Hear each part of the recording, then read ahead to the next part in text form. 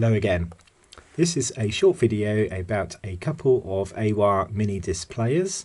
The one on the left here is an Aiwa AM-ST40 and this is an AM-HX77.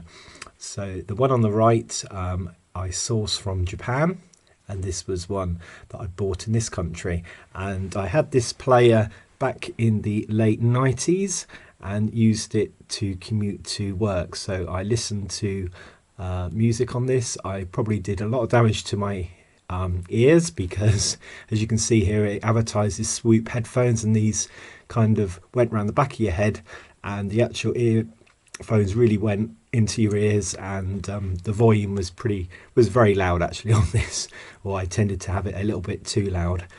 So they both feature the gum stick batteries. So this one has a sliding door, and you just have the battery in there like that. The other one does as well. That has a sliding door, and they both feature external battery packs as well. So for the one on the left, luckily I have a standard battery, and this is a standard AA battery, and you basically screw this in, and this will give you power when you're unable to charge your gum stick battery, and also it will give you a lot longer than the regular time you would get on the gum stick battery. So it also gives you a way of charging the player with this socket here. So this was a nice player. It looks probably more robust than it was, so I still wouldn't advise dropping one of these from a height onto its rubber corners, because with moving parts, and they are delicate, and obviously the head alignment and everything is something to sort of watch out for. But it's a nice kind of funky design, and I don't have the original headphones anymore. I've got the remote here. So the remote is a standard sort of Aiwa one, and this one, it did go into a number of Aiwa players, and you can tell if I turn up the right way. So it's got the standard jack there, and then the control part of that as well. So that just goes in like so, and then you have a little display as you're driving it. So yeah, so that was a nice player. It also had a had something here like a fastener, so you could have it perhaps swinging around your neck, or around your wrist probably anyway. So you could look after your Minidisc player. This one here is one I picked up from eBay. I think it was part of a job lot of a few items, and when I got it, it was very bent. So you can see that there's still a little bit of kind of warping in here. It's a very, very lightweight Minidisc player. It's probably one of the smallest ones out there.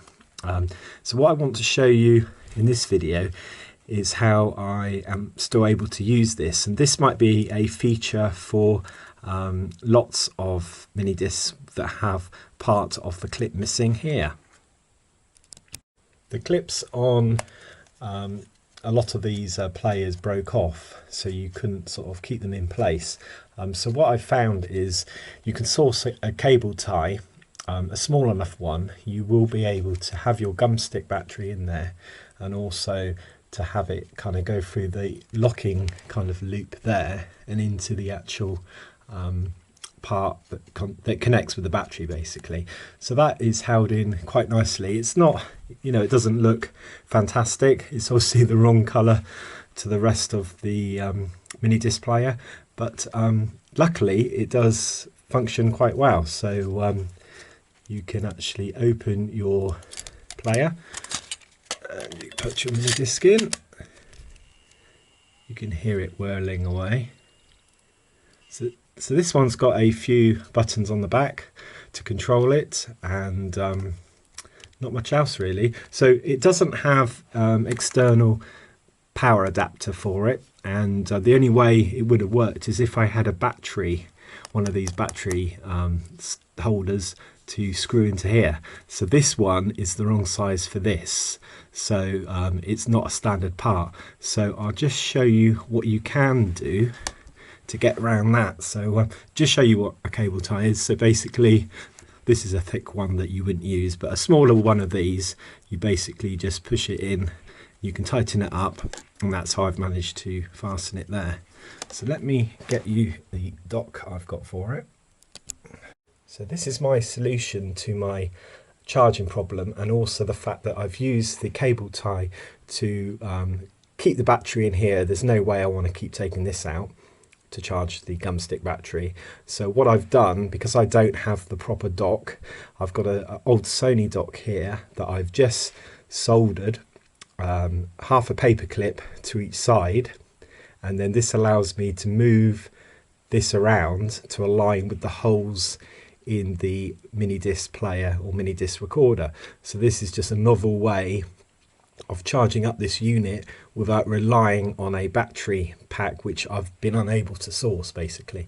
So I just thought I would share that with you at the end of this video. And also as well, it's worth noting that the remote control that seems to work on lots of Aiwa mini disc players and recorders, it will work on here as well. So it's a standard